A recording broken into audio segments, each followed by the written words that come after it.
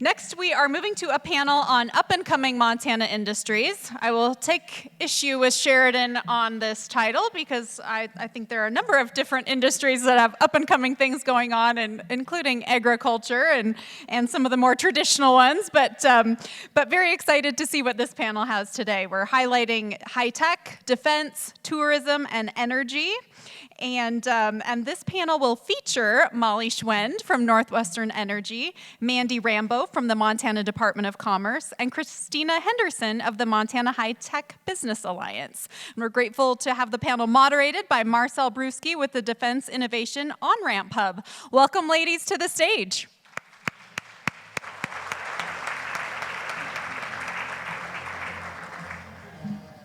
Good morning. Thank you to the Montana Chamber for convening the Women in Business Summit, and thank you all for being here today.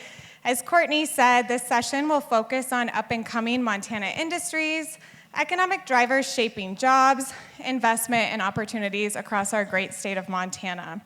We'll look at where Montana is seeing momentum, what's changing, and what business leaders should be paying attention to over the next several years. So, to kick things off, we'll have each panelist introduce themselves, who they are, where they work, what industry they represent. And we were inspired by a speaker earlier, so we'll tell you where we're from and how big our class size was. Mandy, can we start with you? Awesome, thank you. My name's Mandy Rambo. I'm the Deputy Director at the Montana Department of Commerce. Although commerce helps all industries, I'm here today to talk about tourism. And I was born and raised on the High Line. I graduated from a school that no longer exists. It's called the Kremlin-Guilford Cougars, spelt with a K. You should not do that. If you work in the education industry, don't misspell words because then your students will misspell them for years. And my graduating class was 12, and my highlight that I usually say in icebreaker is that I can still name them all alphabetically by last name, full name, and their birth date. So, if you knew their phone numbers, I'd be really impressed. I do not have the phone numbers. Memorized, I'll work on that for next year. Thanks, Mandy. Christina. Hi, good morning. I'm Christina Henderson. I'm the Executive Director of the Montana High Tech Business Alliance. We are a statewide membership association with 200 member tech companies and tech professionals all across the state. And our sister organization, the Montana Jobs Network, focuses on helping Montanans launch high-paying, tech-enabled careers across Montana as well. And so we spend a lot of time thinking about both how to grow tech companies in Montana and also how to bring the benefits and opportunities of tech to all corners of the state. I grew up in a town called State Center, Iowa. It is the geographic center of the state, population about 1,300 people. My graduating class was 40 from West Marshall High School. 40, yeah. Okay, so bigger than Mandy's. Molly. Hi, I'm Molly Schwinn. I'm the Community Relations Manager for Northwestern Energy out of the Billings Division. We are the utility that provides electricity and natural gas to 3 different states, Montana, South Dakota, and Nebraska. I'm going to really top these ladies here, coming from one of the larger schools on the panel. I came from Colstrip, and, and at the time, quite a while ago, I graduated with a class of 110. Wow, that's like Class B, right? Oh, we were Class A. Wow, we were Class now A. they're B. Yeah. Wow. Yeah, Cool. now they're Class B. That's great. Well, hi everyone. I'm Marcel Brusky, and I'm with Defense Innovation On-Ramp Hub Montana. We are one of 8 on-ramp hubs in the United States, and we are your local front door to the Department of War. On-Ramp Hub Montana is part of the Institute for National Security Research and Education at Montana State University. And a little bit about me, I'm from Ekalaka, so the very southeastern corner of the state. Very proud to be from Ekalaka, and I graduated high school with 9. So I think so far, unless someone out there can top me with less in their class, we have 9. But anyways, we'll get to our program. And Mandy, we're gonna start with you. My first question for you is, tourism is often discussed culturally, but it's a huge economic engine for the state of Montana. Can you talk to us a little bit about how many Montanans does tourism employ, and what's the overall economic impact to Montana? Yes, thank you. I like to say that tourism, I think just recently is being seen as an industry. I think that a lot of people looked at it as, yeah, we have agriculture and we have tech business and we have defense. Oh, and there's also tourism. But tourism is an economic driver for the state of Montana. At least 1 in 12 jobs are tied to the service industry and the tourism industry. Based on recent labor statistics, I think that makes it about 50,000 Montanans that work in the tourism industry across our state. And it's a $5.45 billion with a B dollar industry for our state as well. The economic drivers are huge. We definitely understand that there are areas that are feeling over-visited, and so our focus at the Department of Commerce has been driving visitors to rural and under-visited Montana, and really helping to not lose momentum with the tourism industry, but to help other areas of Montana see that benefit that we already see in the Yellowstone and the Glacier National Park areas. Yeah, that's great. And I think Toby alluded to some of it earlier, but Montana is so drivable. So it's a great, tourism spot in the summers for camping, glamping, and all of those things for in-state and out-of-state visitors. My next question is for you, Molly. Northwestern Energy recently went through a merger. Tell us a little bit about why this was the right move for the company, and what does it enable you all to do that you couldn't maybe before just as Northwestern Energy? Well, we're not actually through the merger yet. We're in the process, merger process. yes. But we are planning to merge with Black Hills Energy, a very similar company to what we have and similar values. We will go from the 3 states I alluded to earlier, but with joining them, we will now cover 8 different states. And with this merger, there's going to be some good benefits, I believe, just with the excessive demand of energy and the increase of it. Having that larger scale for operations-wise is really going to help us try to meet those needs. And that moves into like financial positioning too. I mean, as you guys know, it's a big topic here. Energy demand is just increasing, whether it's through the data centers you're reading about, AI, but even to the electric vehicles that are showing up around the nation, and growth in these northern states here of population and businesses. So having that financial and bigger size, it's going to really help us to meet those demands. But like any other business that's going to merge, you're going to get the efficiencies, the best practices, and hopefully for us, it'll make our operations in that more cohesive, reliable safety zone that we can share and keep our expanded territory in power. Thanks. Yeah, we're excited to learn more as that progresses. Christina, a huge component of your work, and we've gotten to meet yesterday too at our office space, but a lot of your work is research-based. You guys do a lot of research. Based on that research, what are the biggest technology, economic, and social trends shaping Montana's tech sector right now? Yeah. Well, we've definitely seen this convergence of trends in the last 12 years that I've been in my role. On the technological side, I'm sure it's no surprise to any of you that the technologies that have emerged have really empowered the growth of entrepreneurship and tech in Montana. So cloud-based tools, the broadband and the internet, cellular technology, all of that has empowered businesses to start up anywhere they can get access to that technology. So it's removed those geographic barriers to growth and really allowed Montana companies to kind of participate in the global market in a way that wasn't possible before. From a sociological standpoint, the social trends are that lifestyle and quality of life has become increasingly important to up-and-coming generations. And so you saw prior to the pandemic that many knowledge workers, creative workers were choosing not to live in urban areas, but to move to Montana cities, for example, that had easy access to the outdoors and outdoor amenities. And we've only seen that trend accelerate post-pandemic with the onset of remote work and people being able to live wherever they wanted, work wherever they wanted. They're going to choose places like Montana. This state is truly a magnet for talent, and you see it when we have exits from companies. A lot of those employees don't leave, they choose to stay and invest their talents and financial investments here in Montana. And finally, on the economic front, we've seen a lot of incredibly successful companies. There's just been a lot of success in tech in the last few decades.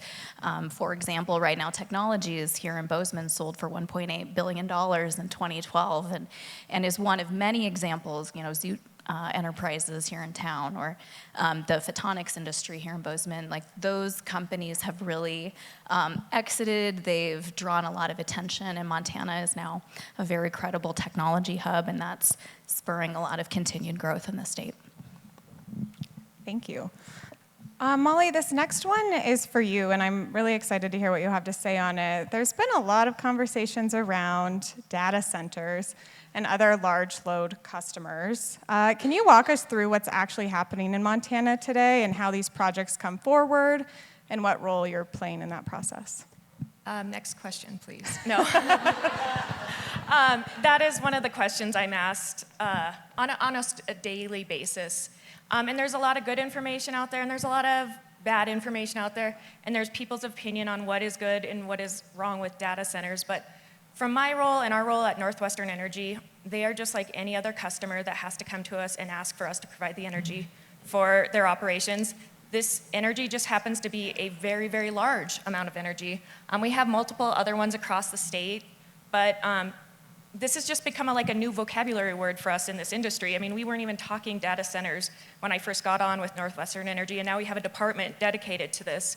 But it's not just like calling and getting a hookup to a new building. It's a much, much more strenuous process, and part of that is just the education behind that process. And it starts kind of either with me or one of our business development groups and having that initial conversation about feasibility and a discussion on what we have as far as do we have the width to hold this? Do we have the capacity? And here's some of our own constraints that maybe we can't serve them. They also go to public regulatory engagement, and that's what the Montana Public Service Commission.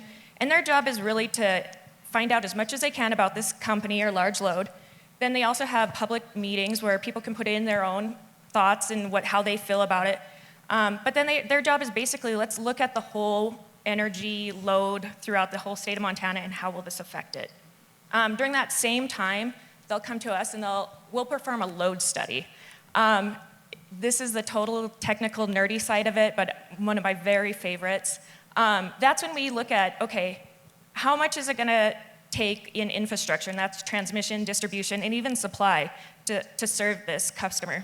They will put down a substantial down payment for us to do that work, so none of that work goes on to ratepayers. It's with that company still. From there, they get the data, hey, is this worth us investing in this state? So this is just the start of the process. From there, it goes to signing possible contracts, and all those contracts say is, here's the date we're gonna try to get there, here are the costs and who's responsible, and possible how it's gonna operate. With that being said, one of the things that Northwestern Energy has been very upfront about is we've watched other states go through the same process, and some of these charges to upgrade to get to these large loads has fallen back on the ratepayers, and we have been very, very clear and actually created some framework around this, some verbiage that if these large loads comes in, they will be 100% responsible for that upgrade in the transmission, substations, whatever it takes to get to their large load. We will not, absolutely not, risk reliability to our current Montana residents, businesses. And the other big part of that is the cost. I mean, rates is another one of my favorite subjects to speak about, but with these data centers, we've learned, like I said, from the other states, and with them paying this, we will make sure, before we say, yes, we can take on your load, that it's not gonna affect any of the costs of the ratepayers. It's not gonna take away any of your reliability, and it's a good fit for us, for the citizens, and for the state of Montana. Can you talk a little bit, too, about why Montana? Why are they looking at Montana, and why we've seen such an increase in them looking? Yeah, so Montana, the wide open state. I mean, it says it right there. You're getting a lot of these tech hubs that are kind of outgrowing their spaces.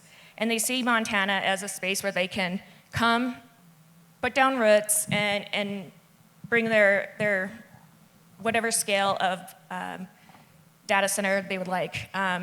With that, Montana has cooler climate. That's a huge part of data centers' costs. I mean, they are energy suck because they're trying to keep it cool. So some of that cooler climate throughout the year helps. One of the biggest issues in the state of Montana is always water. If you want to start a fight with somebody, start talking water rights. I mean, We're not talking about that today. I know. I'm just kidding. But with that, that's also a concern, of ours, and everybody should be concerned about that. And I highly suggest everybody do as much research on if this is a good fit for Montana and whatnot. And through my self-education through it, it's really neat that the data centers are adapting to what's expected and what needs are there. And a lot of these are now becoming closed-loop systems with very little evaporation and some at zero loss of water. So it's been a huge reduction on water. So the water constraints they're finding solutions for that. So yes, Montana is we have drought seasons, so that would be a hinder, but not with these newer technologies. And the next part about it is just we're open for a business state. We're very business friendly, and I think that's really caught the eye of a lot of these large load investors. Yeah, thank you. Mandy, back to you and tourism. How does the Montana Department of Commerce deploy bed tax revenues, and how do those investments directly support tourism growth and workforce sustainability in Montana? Bed tax is also one of my favorite things to discuss. I have not had the opportunity to talk about it much since we do not have a session this year. But we have 8 different grant programs that are funded through both the lodging facility use and the lodging facility sales tax. If anyone ever wants to talk about the 2 of them and what the difference is, please find me. I'd be happy to go through it with you. And we have a focus, again, on supporting rural and undervisited Montana through those grant programs. So looking at how we can help to diversify Montana's tourism economy, again, not to minimize the number of tourists that we're seeing, but to help in areas like where I grew up, where tourism maybe doesn't happen, but I think it's just as beautiful. I will ask for a raise of hands, who's been to the Wapkachugnan Buffalo Jump in Havre, Montana?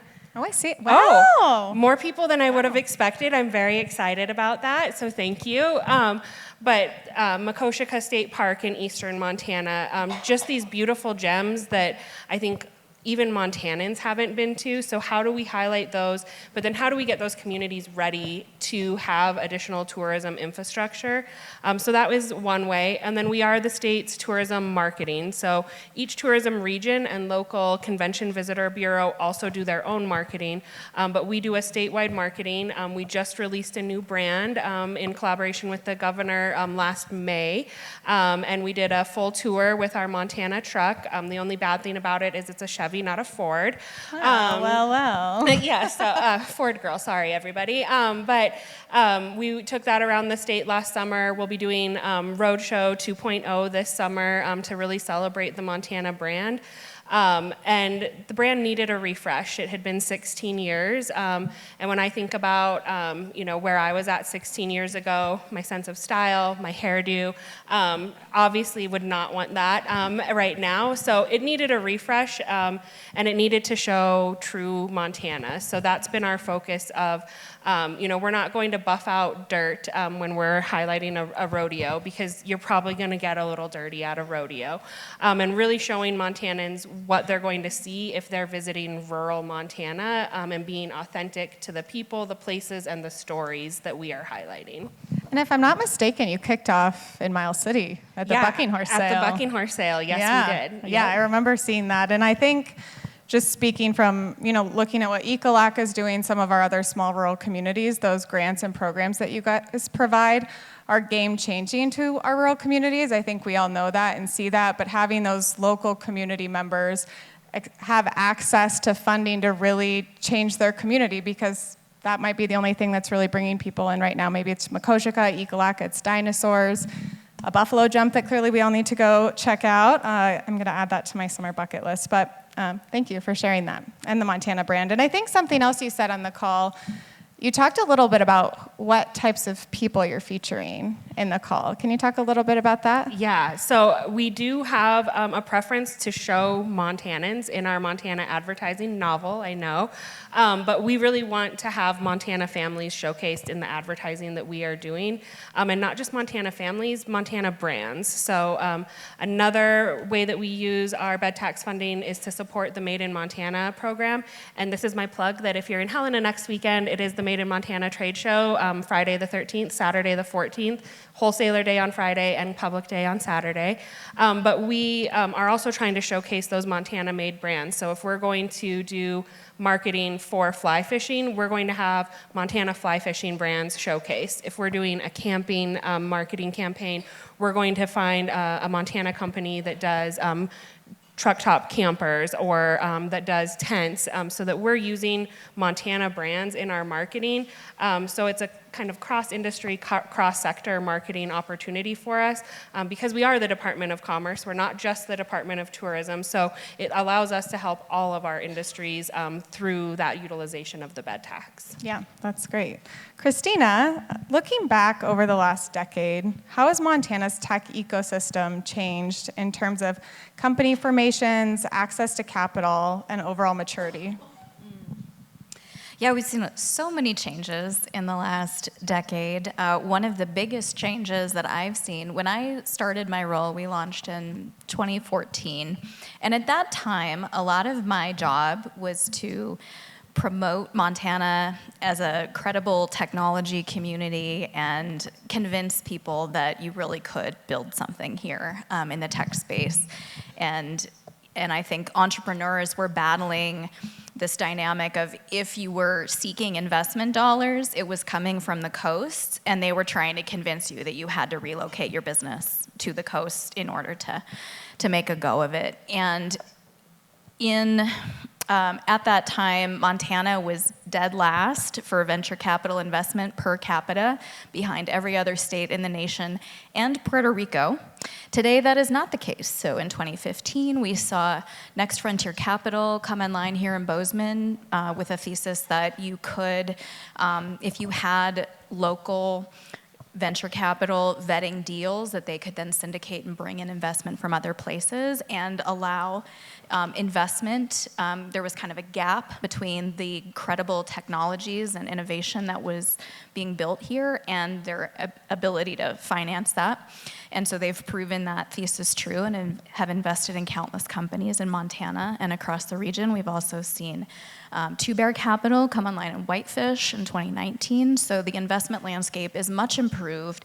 And also I think the national and global dynamics of remote work have made it much more manageable to run a business from Montana. And the flights, there are, especially in a community like Bozeman, you just see so many more available flights. And so people trying to do business and travel are having a much easier go of it. That said, while access to capital is much better, it is still challenging. And so I think even today, we'll probably hear from entrepreneurs who are struggling, especially in that seed bracket of, before you're ready to bring on serious venture capital investment, how do you find the funding to get going? And many women entrepreneurs in particular face headwinds. We have abysmal statistics about women getting funded. But I see still so many exciting opportunities. AI is completely changing dynamics and empowers people to be able to stand up products and build companies with very small teams, which can play to the advantages of small communities and small businesses here in Montana.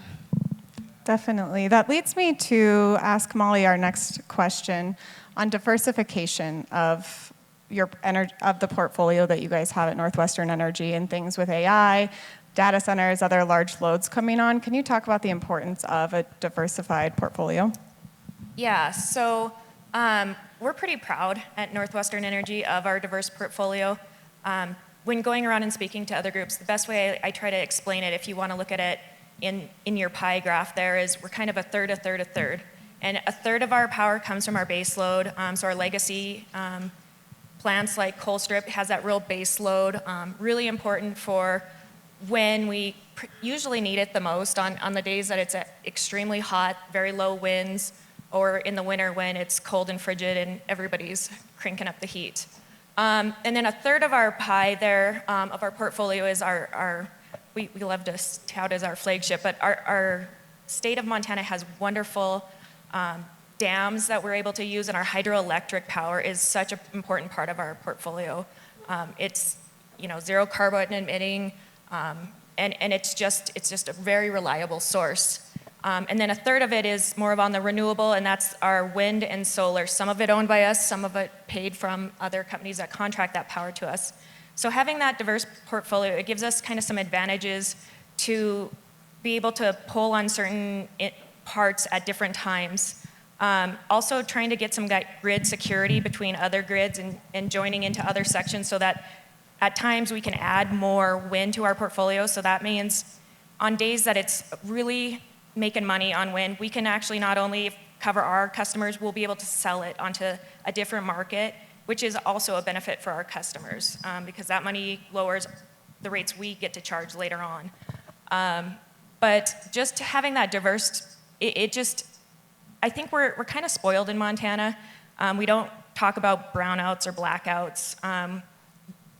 I think there's a lot of disconnect sometimes. I mean, I'm not going to say my age here, but this will indicate it a lot. There was times where your power would be out for 2 hours, 15 times a year. I mean, you just kind of, it was part of the deal. Power went out. They're trying to, the reliability between all these different sources of energy and just the upgrading of our system and stuff, it's made it so like we can be secure in our businesses, our homes, keep hospitals with electricity to keep people alive. And it's basically the cornerstone of our whole operation. Yeah, I think that's great. And I think there's a lot of involvement, I would imagine, and even just power lines and the type of wiring that's been used in the past 20 years that have helped on a preventative side as well. Correct. And I'm just going to give one of our favorite fun facts of Northwest Energy. We have more power poles than we have customers. That is fun. It's like Montana has more cows than people, you know? Yeah. Mandy, my next question's for you. We're seeing a growth in agritourism and medical tourism. Can you talk a little bit about that and what you guys are seeing at the state? Yeah, thank you. For those who don't know, the Montana legislature in 2025 passed the Right to Try bill. I believe it was Senate Bill 535, which allows adults in Montana the right to try unapproved FDA medicines. So they have to be through a phase 1 FDA approval. And we're the only state that has passed this type of legislation. Right now, that legislation has not been implemented. The Department of Health and Human Services is working through the administrative rulemaking process. But we do anticipate seeing more medical tourism, similar to what like Rochester, Minnesota sees with the Mayo Clinic there. This is an opportunity for people to come and get medical care that they would not be able to get anywhere else. And we think that will drive the medical tourists to Montana to seek that care in our facilities here. Agritourism, I like to say that it's kind of the combination of two of our largest economy drivers in Montana. And I also think that it gives the family farmer a way to diversify how they make money off of their farm. We just announced funding for our second round of our agritourism grants. One of my favorite from the first round, and again, full disclosure, I am a Highline girl, so sorry. But it actually started out as a Hill County 4-H project for some kids in Havre, and it's called the Country Pumpkins Patch. And they utilized our funding to add in a snack bar and additional seating so that they could have people drawn to the pumpkin patch for a longer period of time and improve their capital, their revenue from the people that are coming there. And I think, again, what we're seeing is it's just another way to diversify how you make money on your farm or ranch, and really getting people interested in learning more about agriculture when they are coming to visit Montana. Again, I think that it ties back to we're showing them authentic Montana as well, because agriculture is Montana, and so showing them what we do and how we run ranches and farms is important for them to understand the background of our people. Yeah, I think that's really special. Christina, we're familiar with Montana's strength in industries like photonics and biotech, but what other up-and-coming technologies are beginning to take hold across the state, and what factors are driving that growth? I would actually say a lot of what we see now as up-and-coming and emerging technologies has roots in Montana history and our historic strengths as a state. So you take biotech, for example, the response that, like the phone ringing that I've seen in response to SB 535 is kind of unlike anything I've experienced in all my years working in economic development. So it'll be very interesting as those rules come out to see the opportunities that come out there. But Montana's bioscience industry goes back more than 100 years. So our NIH lab in Hamilton was founded after an outbreak of Rocky Mountain spotted fever because we had those ticks in the state. And so it's sort of an accident of history, and yet it has grown into a very robust bioscience industry. We have a deep history in vaccines with the legacy of Maurice Hilleman, Miles City native who grew up on a chicken farm and used his knowledge of agriculture to make many of the vaccines that have saved countless lives in our country. I think he's actually credited with saving more lives than any other person. So that deep history is emerging now in what we see in a robust and thriving bioscience sector, and many of our Montana companies rose to the challenge and were part of battling COVID and saving lives in that time as well. We've also seen like the photonics and quantum industry is huge and emerging. We've been recognized as a national tech hub with the grants from the EDA. And that sector goes back to the 1980s and maybe even prior with research and companies and tech transfer out of Montana State University. And now there's more than 40 businesses in that industry, and we are a global hub of development in that sector thanks to the years of research and development that's gone into that sector. We're also seeing a lot of development, as Marcel is getting to see up front in her role at the on-ramp, but our defense technology industry is really thriving and growing. And if you look at Montana, we are privileged to have one of the largest civilian populations of military veterans in the country. We typically rank first or second in the nation. I think 10% of our population is military veterans, compared to 1% of the population nationally. And that is a huge asset. And when you have those service people coming back with knowledge of what our troops on the ground need and the technologies that would help them, it makes a lot of sense that those military veterans are coming back and building new technologies to support, their peers in the field. So it's really exciting to see that. And actually, one of Marcel's colleagues yesterday shared a new statistic with me that 10% of companies are started by military veterans, even though they are 1% of the population. So they have an outsized rate of entrepreneurial activity, which helps to explain probably the growth of our defense technology sector here. Yeah, and I think they're great at solving problems, right? So they see a problem and they're going to find a solution for it, which is great. We are getting close to time, so I think something I'd love for you guys to leave with all of our women attendees here today are, what are you looking forward to in your industries in 2026 that you would like them to be on the lookout for? Yeah, thanks. I think, as we're looking at inflation and increased costs, we're looking at probably a more discerning traveler and really being picky about how they are spending their money. And I think that's everyone in the tourism and the service industry needs to be aware of that and have those curated experiences. So really determining who is the audience that you are trying to bring to your area and how do we draw them in. And then I would just say, for women specifically, I think a lot of times in a household, the woman ends up being the one who plans a lot of vacations. It's a running joke in my house that my husband is just my passenger princess, and sometimes he doesn't even know where we're going. And so I love that. I feel the opposite. I'm the passenger. And so I think really knowing what our traveler, again, is looking for and drawing them in for the correct experience based on what they are looking for, whether that's a heritage tourist who's coming to look at historical Montana, someone who's maybe looking for a more curated or five-star experience and drawing them to the right place in Montana for what it is that they're looking for. Yeah, I think that's great. Christina, what about you? Yeah, there's a few things that we're looking forward to this year. So the first is we're very excited to be conducting a brand new high-tech industry survey for the first time since the pandemic. So we're going to have fresh data. The survey is in the field right now, and we're surveying both Alliance member and non-member tech companies. So if you're running a tech company, know of a tech company, and you would like to take the survey and be included, we'd love to send you a link to complete that. And we'll announce that, we'll release the results of that May 18th. The governor and first lady are actually hosting a reception where we'll get to see the new results about what's happening in tech. And given all the changes that have happened in recent years, we have particular questions about new issues like remote work and AI that will be unveiled.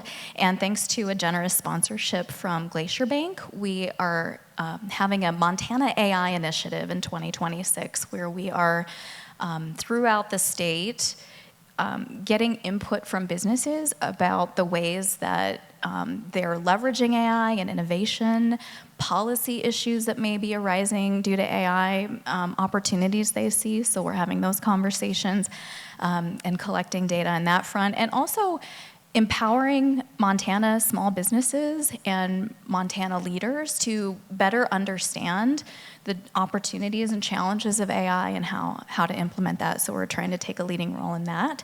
And we also are passionate. You know, all of us have rural roots, and I think that spurs us to be passionate about making sure that the opportunities of tech and innovation are shared with all of Montana.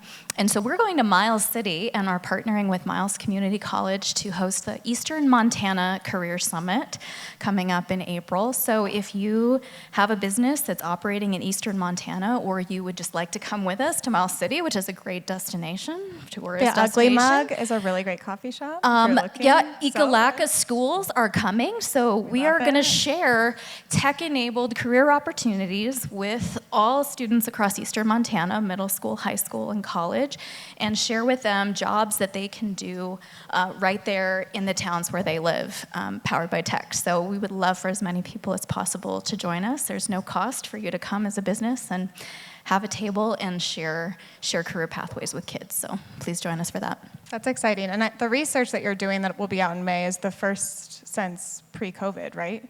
That is true. Yeah, so I'm really you excited think about to all see that's that, changed. just to see the yeah, changes. Yeah, 2021 was our last study, so it'll be really exciting. And at that time, the tech industry represented $2.9 billion in revenue, was growing 7 times the Montana economy. So this is a significant and growing industry. We're excited to have a new batch of data. Thanks. Molly.